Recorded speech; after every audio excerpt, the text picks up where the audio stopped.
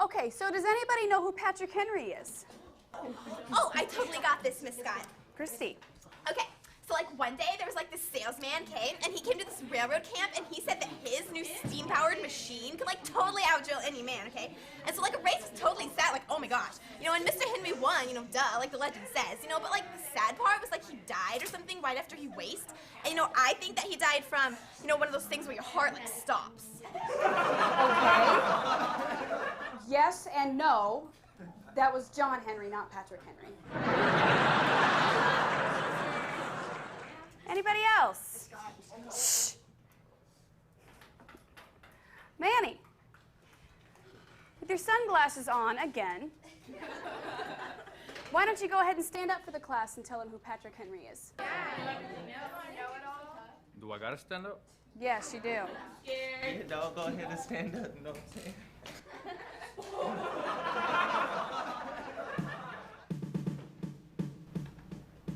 Simon, I know that dude. He's one of the main vatos who led the movement to attain the Bill of Rights. He was an OG. His life so dear, or peace so sweet, as to be purchased at the price of chains and slavery? Forbidden. For I not know what course others may take, but as for me, give me liberty or give me death. Patrick Henry. More than self, our country love, and mercy more than love. Wow. Fantastic, Manny. Miss Scott, don't try to tell me that Patrick Henry's about to come up in here too. I know. That'd just be crazy. Never mind. Well, take a look right there.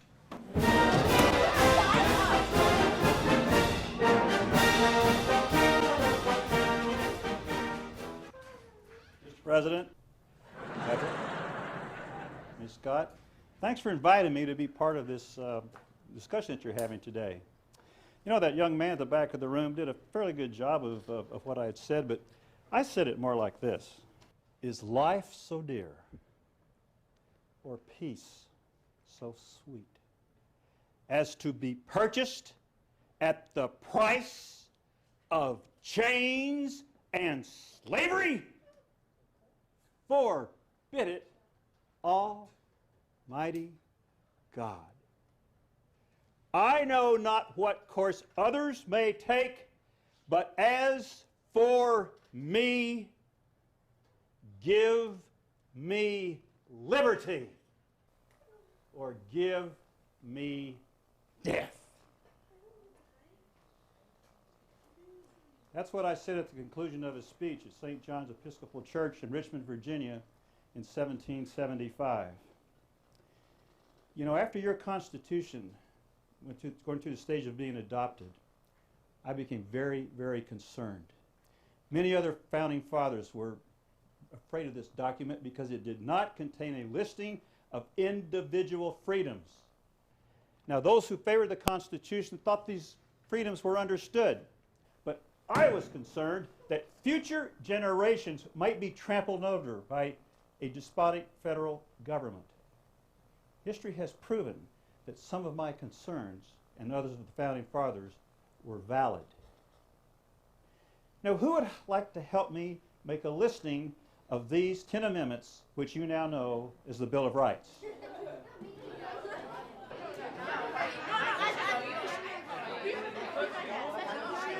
Hey, Big Bernard. Big Bernard. Hey, go away. You're the nerd. Go, Holmes. Well, I can see that I'm on my own here. Well, your First Amendment guarantees you the right to freedom of speech, religion, the right to peacefully assemble, and the right to protest against your government if you feel your rights have been violated. See, boo? I told you can't tell me to be quiet. I have the freedom to say whatever I want. Even Patrick Henry says so. You must be tripping. How about you tell that to your new girlfriend you've been text messaging all day? Don't act like you don't know what I'm talking about. The Second Amendment gives you the right to bear arms. The Third Amendment establishes freedom from having to house a soldier in your home unless in time of war. The Fourth Amendment protects America from becoming a police state. Citizens are protected in their homes from unreasonable searches. A warrant must be issued for probable cause. The Fifth and Sixth Amendment has become known as the I plead the Fifth, double jeopardy, or due process amendments. They must warn you if you're going to be arrested. You are read your rights. You call this today the Miranda rights. You have the right to a fair and speedy trial and to know what the charges are against you.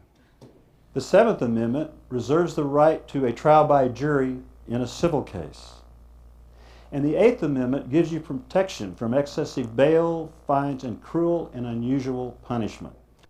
The Ninth Amendment basically says that if some of the rights haven't been named, it doesn't mean that you do not have those rights. And the 10th and final amendment says that all the rights that are not reserved to the federal government are reserved to the states. And this is where you get the term states' rights. Thank you for sharing that, Mr. Henry. See, class, if Patrick Henry and others didn't fight to get the Bill of Rights added, our country could have turned out very differently. Yes, Ms. Scott, the Bill of Rights are essential to the freedoms that we have today. We wanted a lot more amendments, but we only ended up with 10. Mm-hmm. Now, in addition to that, some amendments were passed after the Bill of Rights were added to correct injustices that were overlooked by our founding fathers. Like what, Miss Scott? Well, like slavery. The founders allowed that to continue because they couldn't agree on it. So the country had to fight a civil war before that practice was outlawed with the passage of the 13th Amendment. Now, soon following, the right to vote, regardless of race, color, gender, and age, was also added. Ms. Scott, your students should understand that the Constitution and the Bill of Rights and the amendments after that laid out this legal structure for your government to give you these freedoms. You see, you have the freedom to be anything you want to be. Yes, Patrick. And along with those freedoms comes some responsibilities. As Americans, we have responsibilities to our community and to our nation. And first among these is the necessity of being responsible citizens, students, and patriots. Hey, does that mean we gotta rock clothes like you two, dog? I hope not. Not bring that. I know, right? Oh, no. It means we should be taking advantage of all educational opportunities to learn as much as possible so you guys can become anything you want to be. What do you guys dream of becoming? I want to be a scientist. I want to be an engineer. Makeup artist. A statesman.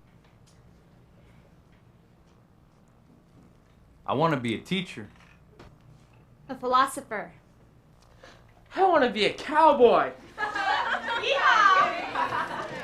No, that's great, guys. You need to continue to dream big like that. Okay, so no offense, Miss Scott and Mr. President, but this all sounds real old-fashioned to me. I mean, a lot has changed since 1776. It doesn't seem like we even need patriotism and the Constitution anymore. Some people may try to convince you of that. But the fact is, we need it now more than ever before. There continues to be challenges to our way of life and to our freedoms. Does anybody know how we can lose our freedoms? The only way that we can lose our freedoms is if we let it happen. Exactly, Manny. Only if we let it happen. By not appreciating the freedoms we have and for failing to stand up to protect them. All citizens should read and understand the Declaration of Independence, the Constitution, the Bill of Rights, and the other amendments. These are the original documents securing our rights and liberties. It is up to this generation to carry on and pass the torch of freedom on future